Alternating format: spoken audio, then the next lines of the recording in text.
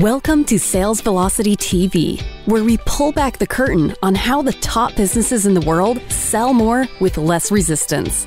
Bringing over 50 plus years of combined sales experience and over 100 million in revenue generated, please welcome the hosts of Sales Velocity TV and two incredibly entertaining gentlemen, Andrew Cass and Aaron Parkinson.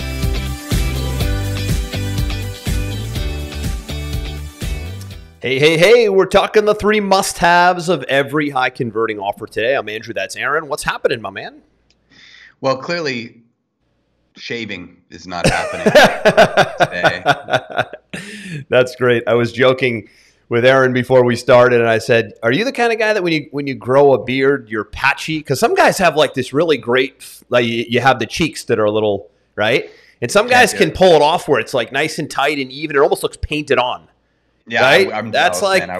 I wish I had it. But then the other side of it is I've tried it too, and it's just so irritating to me, like in the neck and the skin. I don't know if it is for you as well. I feel like it's. I can't do the neck. The neck gets shaved. Right? Yeah, I'm a clean-shaven guy personally. I've attempted the beard when I lived in the cold weather. Now it's not even at all. You're living in warm weather too, but now it's like So how you doing, man? All good? I'm doing good, man. Awesome. Had a great week. Kids are happy. Wife is happy. Gonna start painting the house on Monday. That'll be another 3-week to month-long project. I've always got stuff going on. You know me. Yes, sir. Yes, sir. Well, today we got a good one, and we're going to dig into, I guess, some missing elements that we see a lot. We call these the three must-haves of all high-converting offers. And when we say offer, if that's a little bit of a mysterious word to you, meaning how you present your products and services, particularly online, right? Yep. Mainly online. If you're doing a webinar, or if somebody goes to a sales page, or if they get on a discovery call, what are these and there's more than three, but these are the three core ones we'll talk about today that oftentimes they're like three legs of a stool. If one is missing, what happens to the stool? It starts to tip. If two are missing, the stool doesn't even stand a chance. So you really have to have all three working synergistically together. We're going to break them all down today. Aaron, what are the three? Like you said, there's more than three, but these are the three where you absolutely have to start. And this show today, actually, you and I decided to do it almost off of the back of something that I was already prepping inside of one of our companies, which is when we're constantly reviewing our clients and we're looking at their stuff, we created a scorecard. And that scorecard was basically rating these three elements on a scorecard, on a score of 1 to 5, right? So 1 would be non-existent or miserable, and 5 would be exceptional. Got it. Right? So the three elements that we're looking at are clarity, urgency, and credibility. Clarity, right? Urgency, credibility. Clarity, urgency, credibility. So then the question then becomes, what are we talking about? So let's talk about clarity first, right? I'm a big fan of an app that I talk about all the time, Andrew, called Hemingway, which is a free app that you can go to. It's actually, I don't know if it's a phone app. It's definitely a desktop app. I think it's hemingwayapp.com or something like that. And I discovered it about a year ago, and we use it for our copywriters. And if you've never used this tool before, you should definitely test it out. It basically allows you to put any copy that you would write, a sales page, a VSL, a webinar, anything you want, email, right? It allows you to copy and paste it into here, and it will tell you the different elements of your copy that are wordy, confusing, convoluted, and it actually scores your copy level on a grade point level, as in grade point from school. And the goal is to try and get your ad copy to a grade 4 level or lower, right? Ideally grade 4. And so I was kind of suspicious and skeptical when I first looked at this tool. You were probably even a little bit disappointed. You mean we have to get our writing down to a 4th grade level? Are we really is that where intelligence is really at these days, right? That's if you want mass conversion, right? Yeah. And so what we did is we actually took our best performing copy on ads, on offer pages, et cetera, and then we dropped it into this thing, and then we got it to a grade 4 level. Oftentimes it was in like a grade 7, grade 8 level.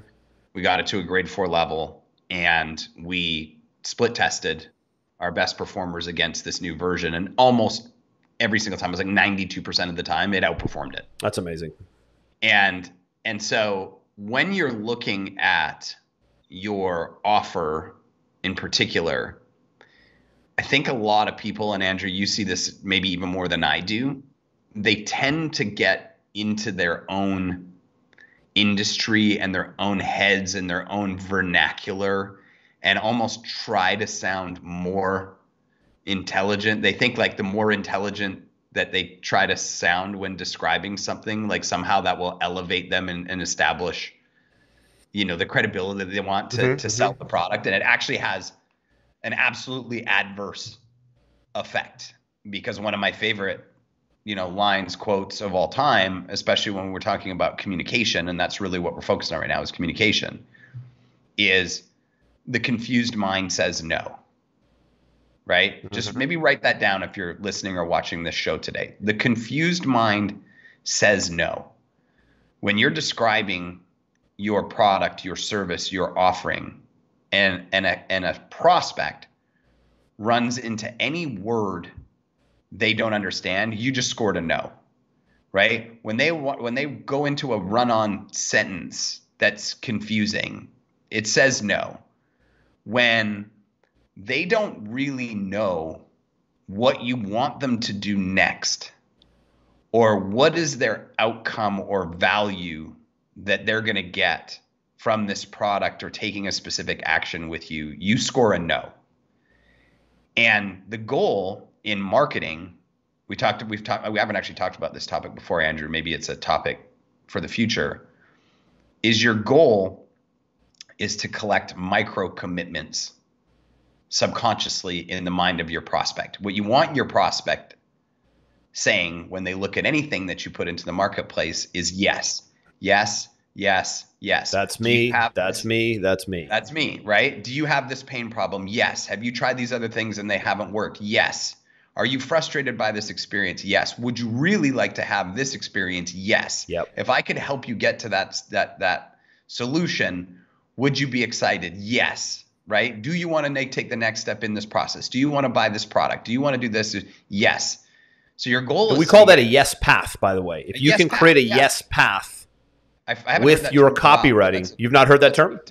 I haven't heard it in a while. Yeah. It's been a long time. Creating a yes path, not a no path, obviously, right? You don't want to be like throwing out questions that are so confusing that are like, no, that's not me. That's a disconnect, right?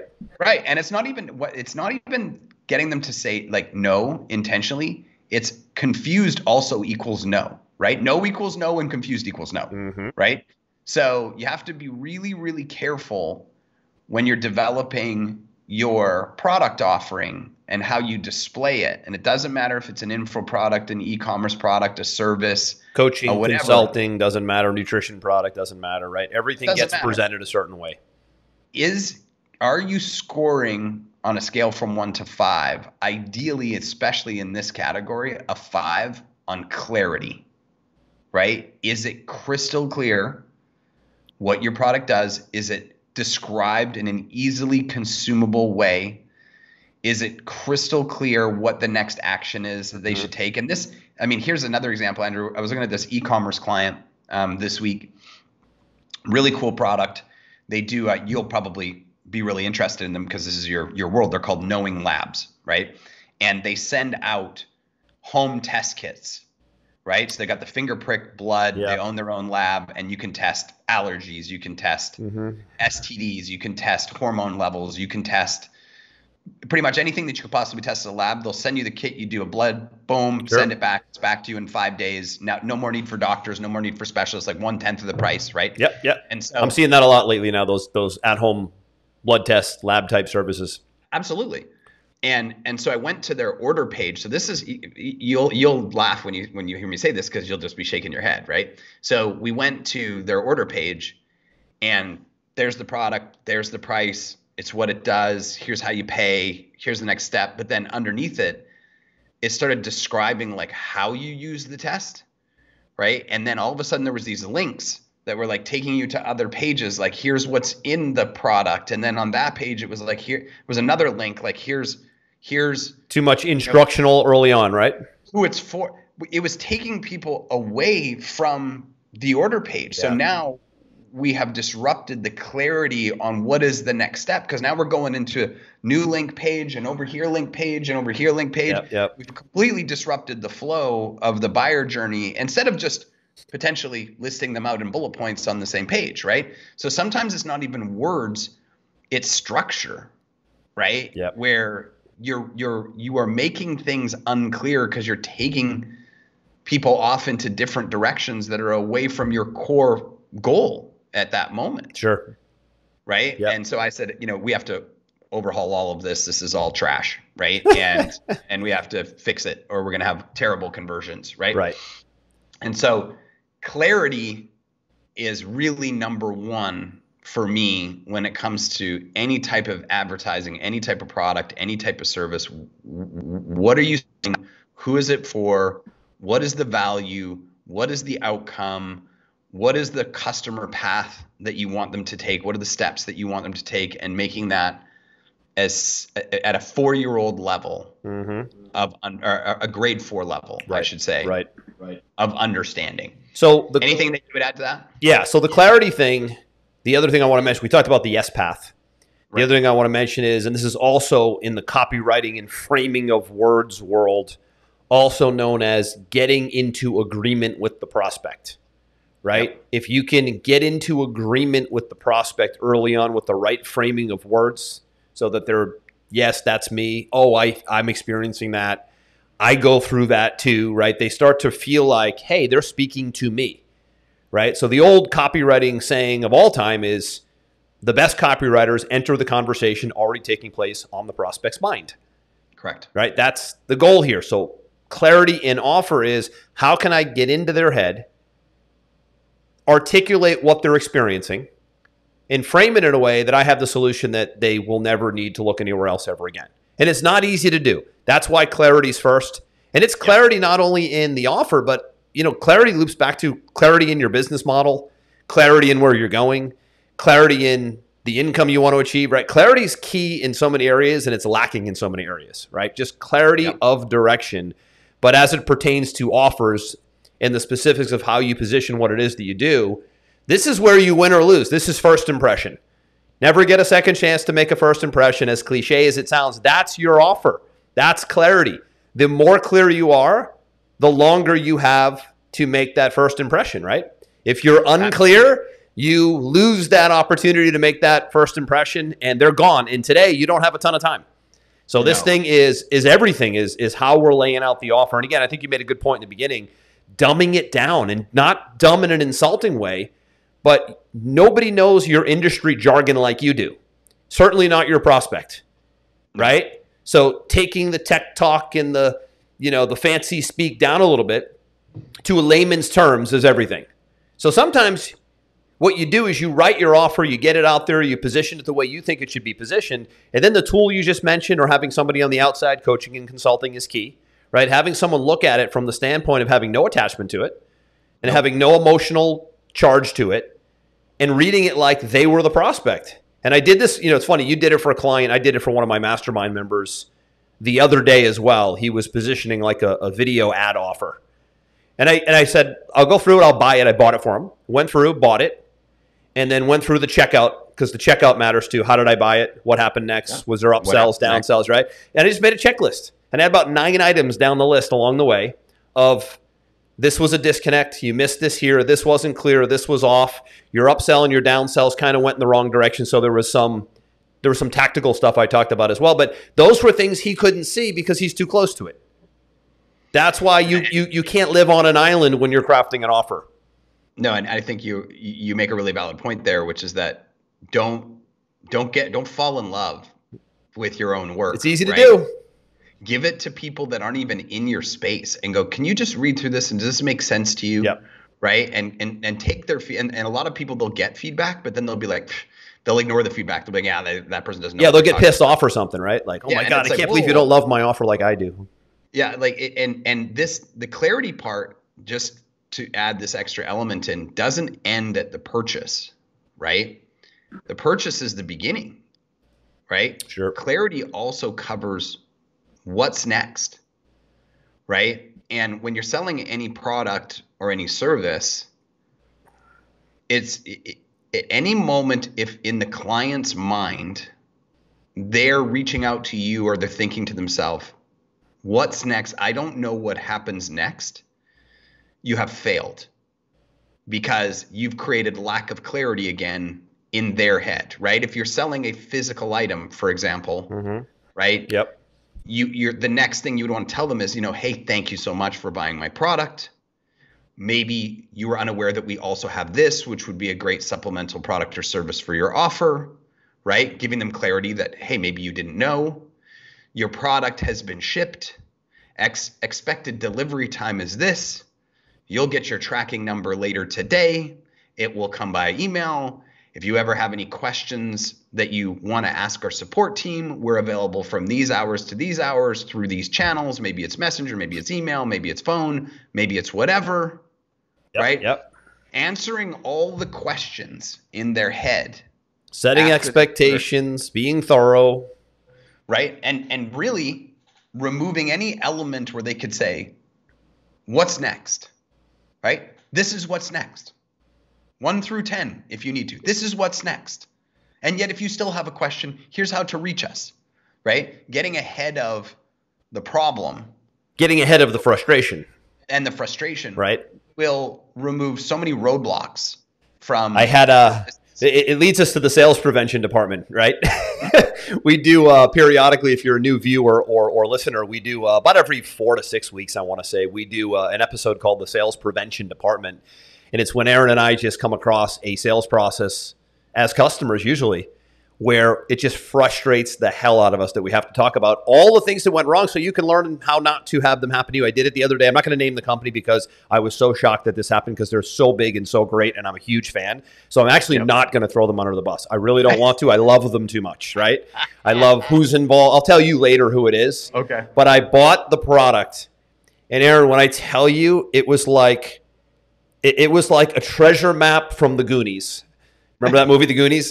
Yeah. It was like a treasure map from the Goonies to get to the portal, to access the information. It was an information product. To get like the first issue of the thing, to then get the bonus that went with it, to the point where I'm on like 4 websites at a time figuring out if it's my end, to the point where I'm emailing support. None of my passwords are working. And I'm like, I can't stand it when this happens in our company, right? Drives me bananas because we're so thorough, right? And it's usually like 99.9% of the time it's user related. So I'm like, am I the user? Is this user related? Is this me? Is this me? I'm like, it's definitely not. I followed every instructions 3 times, 10 ways till Sunday. And I've accessed everything. And the password thing, the access, the product wasn't there. So I get this response from support a day later that something was broken.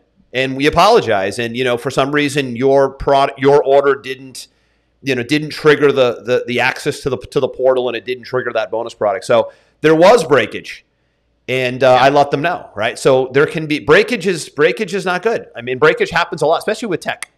So this stuff has to be inspected and audited quite a bit because breakage will happen. This is clarity in front end offer, but it's also clarity in what happens after they buy, which brings us to number 2. Right. And so number 2 we want to talk about today is credibility, and we can almost leverage this on both sides of the equation, the pre-purchase and the post-purchase experience, because that's kind of what we just talked about, which exactly. I wasn't planning to. But yeah, no, you're right. I wasn't either, but it's a good point that it dovetails into it's a 2-sided game, right? Front end, right. Never had a customer. Back end, now you have a customer, and now how to handle the customer. It's always like that, really. It's a balancing act. Right. And so when we talk about the front end, which is the pre-purchase experience, right? There are so many times that we see products, we see offers, we see services where they're attempting to get an action to happen, whether it's a buy, whether it's a book an appointment to talk about it, whether it's an opt-in to receive something. Right. And the only person saying it's good is the company. Right? It's the best thing. It's the best widget. It's going to solve all these problems. I know where you're going. Maybe they got their clarity perfectly dialed in, right? But it's in a vacuum. Yes. Because does anybody else think this is good? Right? And that's where the credibility piece comes in, right? We are wired to believe what other people say about a product or service 10 times more, maybe more than that, than what a company and what the says. Seller of the product says. Exactly. Right. I mean, it's because we know what the seller wants. The seller wants us to buy, so they're biased, right? So we don't really trust. Like, we understand. If we understand and it's clear and whatever, we're like, okay, but listen, clarity can get you pretty far. it can right? get you very far. But this piece right here gets you really far, and very few can pull this off and do this at scale. This is the social proof third-party credibility piece. Right. And so what people need to see is other people talking about how amazing your product or service is, because it takes them from the cerebral place to the limbic place, which is where the buying decision happens. Yep. It's trust. It goes from logic to emotion now. Logic to emotion. It's trust. It's word of mouth. It's all of those kind of things, which is why I haven't been on Amazon and bought something in 4 or 5 years that wasn't a 4.5-star product. So before you buy, are you always looking at the reviews? Oh, I don't even, I put in search, and then I don't even look at what comes out. I just put 4-star or higher. I don't even want to see anybody else's stuff. It's a good technique. At all. Don't care. Right. And they could be the most amazing products on earth, and they could be the underdog and whatever. I don't care. I want to see the highest rated version of whatever I'm looking for, and everybody else doesn't even exist in my mind. I've been conditioned. Yep. And you have to understand that so has everybody else. Right. So you displaying something without the ability for the prospect to review your credibility, either through video testimonials or written testimonials or star ratings or Trustpilot or any of the million options. No shortages of tools today to get testimonials. No shortages of tools and ways to put them on websites and on offers and in PDFs and up on your discovery sessions, right? No shortage of ways. Yeah, and for those people that are like, well, there's some people who are just getting started, right? And they're saying, well, but I don't have anybody to ask for a review from. Yet. That is an excuse that can be handled very quickly. Send out 20 versions of your thing, your product, your service, your information, your whatever, to people on your messenger list, your email list, the people on your phone. Yeah, create some case studies. Just ask them for an honest review. Say, look, I'm launching this business. I'm looking to do some marketing for it, and I would love your honest feedback. Would you be willing to give that if I sent you this thing? Right? No brainer right there. No brainer, right? And here's the thing. Listen to what they say. If they come back and they're like, meh, it's okay, right? Be like, what made it okay and what would make it excellent? Well, I think if you did this or this or this, it'd be excellent. Listen to the feedback, right?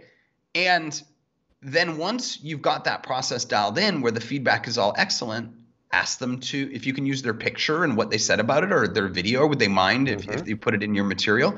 And if you have a good product, 99% of people are stoked to receive it for free, and they're stoked to give you a testimonial to support you in what you're doing. Exactly. Right? So now you've got 10, 20 testimonials about how amazing your thing is by just doing a little bit of work and putting it in the people's hands that you already know. And if you have a service and not a product that you can physically do that with, then you should take on some case studies, and you should do your service for a business owner, for a clinic, whatever your end user is.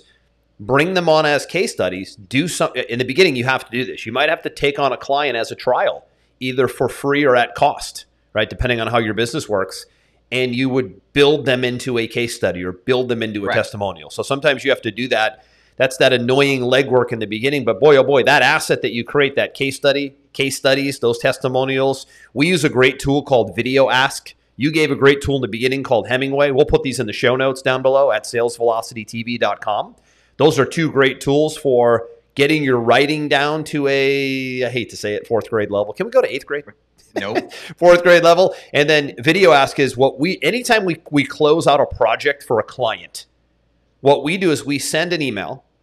We obviously recap it, and we say, hey, we'd love your feedback. All you need to do is click the link. It's called Video Ask. And on their phone, they click the link, and the app comes right up. They shoot the video on their phone. They click end, and they do nothing else because their testimonial video automatically uploads into the Video Ask portal. So you eliminate all the annoyingness of they have to shoot the video, save it, put it in a Google Drive, put it in Dropbox, send it, email. Nope, they just press a button. hit record, hit end, and they're done. It's captured. It's in video or in writing. It's a written or a video tool. Super cheap. It's like $20 a month or something. I don't even know. And becomes a great part of the process on acquiring testimonials. Videos are powerful today. And there's no reason not to make this a part of your offer. You should be looking to crank. We have one girl who does our social media management.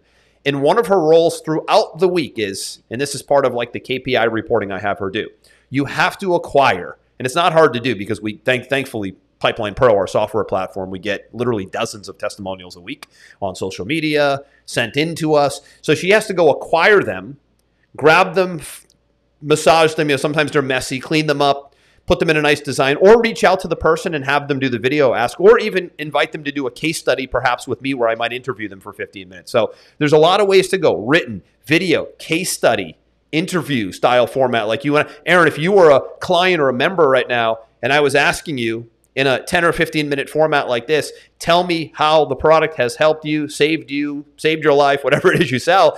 Those are powerful. The little case study interview style. We use those too. The ads that we run where you've done the interviews side by side with our clients, telling them to explain how it's changed their business, are our highest profit ads that we run. Oh, I didn't even know that. That's good to know. They are. Wow. And that was not a, we didn't stage that little example right there. That's good. I didn't know. That's amazing. That's amazing. So this piece is key. This piece is key. Let's go to number 3. So we started off with clarity. Now we're at credibility, which encompasses both encompass a lot. Go to the third one.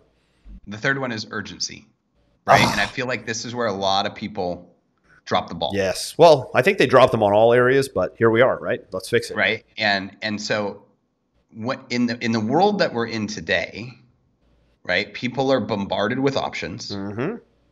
You are competing against, I don't know, 1,000 new people in your space every single day as everybody's trying to brutal today. Become successful. You're competing with kids, husbands, wives, dogs, friends, multiple social media channels, multiple TV and cable channels, multiple communication tools, so that you're competing with tech and you're competing with fragmented attention. Absolutely. Battle. So there has to be, on a scale from 1 to 5, I would say at least a 4 level of urgency of why somebody should do that right now. Not tonight, not tomorrow, not next month, not shop around for a while. Because later means why? Mostly no. Mostly never. Right? And so, are you going to get everybody to buy immediately? No, we could do an entire episode on this of how you retarget people in ads and emails and, follow-ups and phone. And I mean, you and I are relentless in follow-up. So not everybody's going to buy, but you can ensure that almost nobody will buy right off the bat if there's not some level of urgency. Mm-hmm. Now, what do I mean by urgency? Let's take an example of somebody who has an offer where they want to set appointments, right? Maybe that's a marketing agency, a financial planner, an insurance agent, whatever, right? So they have this great offer of this problem that they're going to solve, and they get to the point where they say, hey, let's talk about this, right? Let's talk about this is very flat.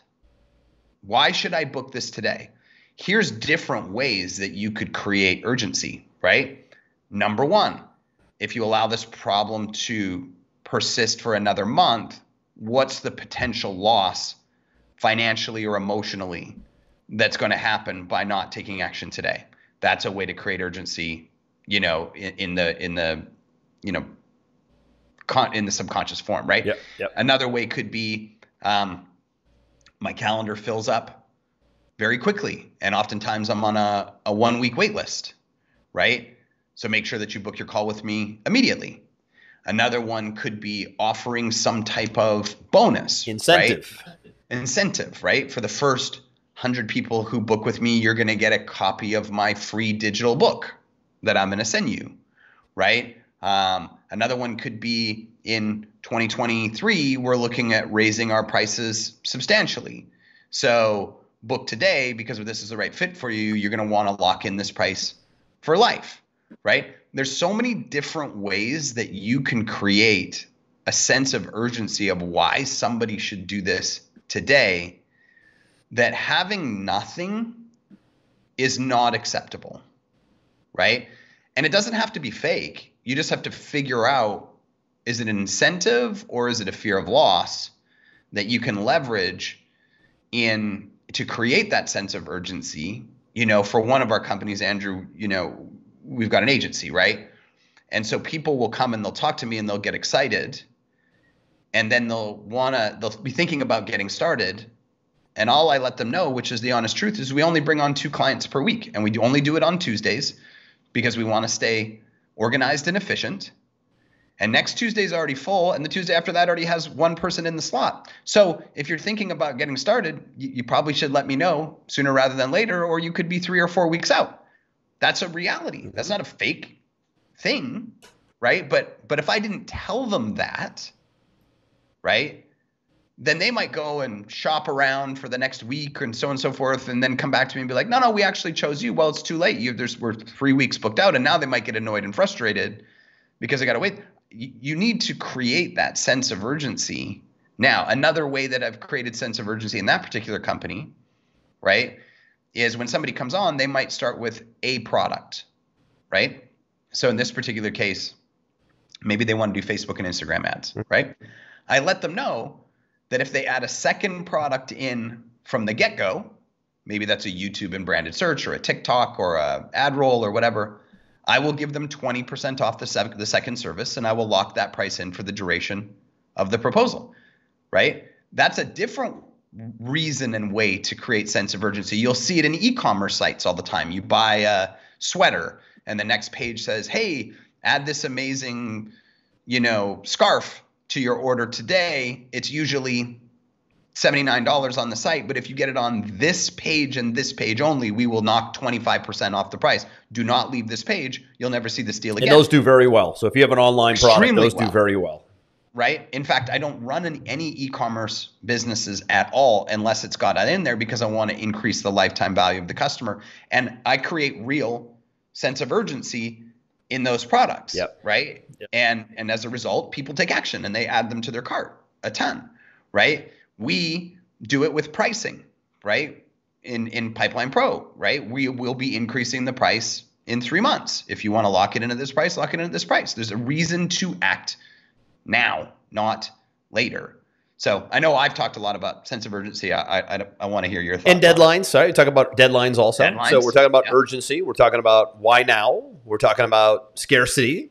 We're talking about deadlines, right? So it depends on your product and service. Which gap can you fall into, right? Do you have the ability to do a deadline? Do you have the ability for an urgency offer? The point here is don't do nothing. Don't just have an open-ended, non-reason to act now offer. No. And it might take some looking around and doing some research and figuring out what's working in certain arenas that I can maybe borrow and adapt to my arena. You might have to do that, but don't do nothing, right? So in closing here, you have clarity. We drilled down on that. You have credibility. We drill down on third-party validation, social proof. And then we have urgency, which is everything today, because rarely will people come back, put it off to the side, right, and with good intentions and say, well, this looks great. I'll tag this now and come back and buy it later. It almost never happens, right? I've actually never seen it happen, right, where somebody will tag something and I've been watching your stuff for 4 months and now I'm coming back and buying it out of the blue. Like we just get distracted again and again by other offers, right? So what do we need to do to box them in is the point here. And it's not being aggressive.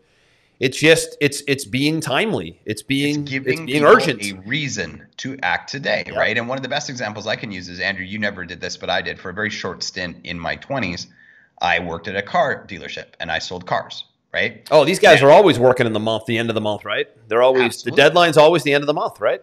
And the biggest deadline for them is that they get all these new cars in at the end of the calendar year. Right. The 2022 model, the 2023 model, the 2024 model. So they give you a great deal in the year before models that are going away. Right. What happens at the end of every year on the commercials you see on television for big car companies, right around Christmas time? You're going to get our employee pricing discount, or you're going to get this amount of rebates off, because they need to clear the old inventory off the lot. Do you know when the best time to buy a car is in the entire world? Is it the end of December or no? It's New Year's Eve. the last minutes of December, you mean then? Right? I have done this 3 times. Wow. I have literally picked up the phone. I have already decided on what car I want, right? I have called up the dealership and I have said, which one of these items, and my last one was a Jeep. I wanted a new Jeep. So I called the Jeep dealership. I said, what Jeep do you have on the lot from this year? So you didn't care about colors or anything like that? I just said, what do you have? Because I was going to call multiple places that you have to get off your lot today. It's a good idea. We roll into 2019. Right. And the guy was like, oh, let me tell you, I got this one. It's baby, I have 3. You know, it's got all these features and whatever. And I said, what do you have the list price at? I have it at $37,600. I said, what's the best price you're going to give me in the next 6 hours before this year rolls over? And you should watch these guys bend over because they have to get the old inventory off the lot. That's so great. They're facing from their own dealer, their own manufacturer, their own brand, who are like, we got the new models in, like, you got to get this stuff out. Yeah. Right. Yeah. So, you know, sometimes you can create the sense of urgency for them in that particular case, sure. which I do. This is the toughest area, right? So urgency sometimes it's tough to play the urgency game because it doesn't always transfer well to certain industries. So this is one where you have to be creative. And you might have to open and close your offers, right? You might have to say, sure. Sometimes it makes sense to launch, relaunch, close, open, because then you have the urgency of, we're closing the cart. We're shutting it down. Sure. And then maybe you regroup, retweak, maybe 2.0 version of your product and go back and launch it again. So there's those elements too. I think a lot of our listeners are, I'm guessing, consultants, and they do service-based business. It becomes a lot more difficult in service-based businesses, but I think you nailed it with what you do is, you only take on X amount of clients in any given time frame. Therefore, if we don't act now, you don't get a spot on the roster, and you could lose out on a month, 2 months down the road of you not getting the thing solved that you need to get solved, right? So a lot of ways to do it. Don't just make it up. Do the research. Look at other industries. Look at other companies. Look at other players in your space and figure out how are they having an impact? How are they making an impact with urgency? And either go copy it and do it as a version. You're not plagiarizing anything. Urgency isn't some trademark thing. It's just deadlines and bonuses and incentives, right? Incentives. Yeah. One other thing I'm thinking of always giving real world examples, right? When somebody activates a license to Pipeline Pro, which is our software platform, I just realized this. I give them a digital copy of my best-selling book, Sales Velocity, not a physical, but a digital.